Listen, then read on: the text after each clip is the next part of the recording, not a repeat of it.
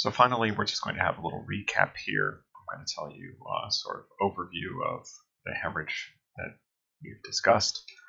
So on CT, when you have blood in the acute phase, it's hyperintense or very bright.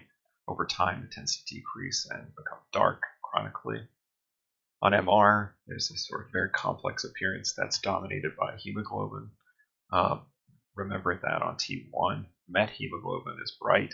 So from then like 2 days to about a month, it's definitely going to be T1 bright. Eventually, you're going to kind of move on to being dark on all sequences. And then you can think about this baby doo-doo thing. So IV, so ISO bright is kind of where you start. So it's ISO on T2, bright on T1. Then you get ISO dark.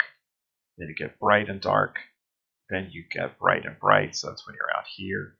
And then you're dark and dark eventually when you move on to hemosiderosis.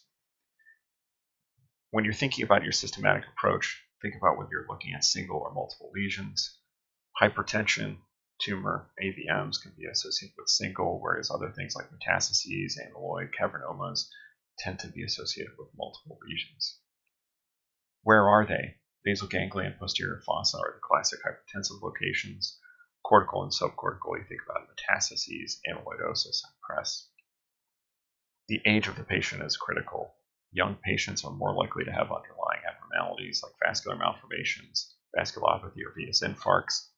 Older adults, you're thinking about hypertension, amyloid, coagulopathies, and METs. In the middle, you kind of have a crossover there. You think about systemic causes as well.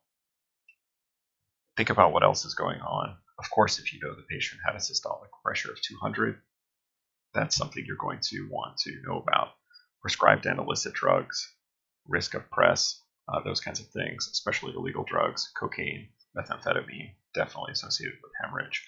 Coagulation status, if someone was on Coumadin, that's definitely important. If someone has a history of thrombus or something that makes them hypercoagulable, a systemic condition like lupus or rheumatoid, then you want to think about hypercoagulable states and maybe venous infarcts. Then finally, think about the systemic approach. Okay, like when you have something that fits all the features of hypertensive bleed, you can probably just stop. If you have unusual features, young age, likely you want to go down this route towards doing CTA and MRI. Once you find something, then you're probably headed towards doing a catheter angiogram. So to conclude, I would just say thanks for watching. When you think about hemorrhage, think about your systematic approach, and then think about some of these cases that we saw. If you liked the video, then check out some of the other videos on our channel and come back. We hope to have new content frequently.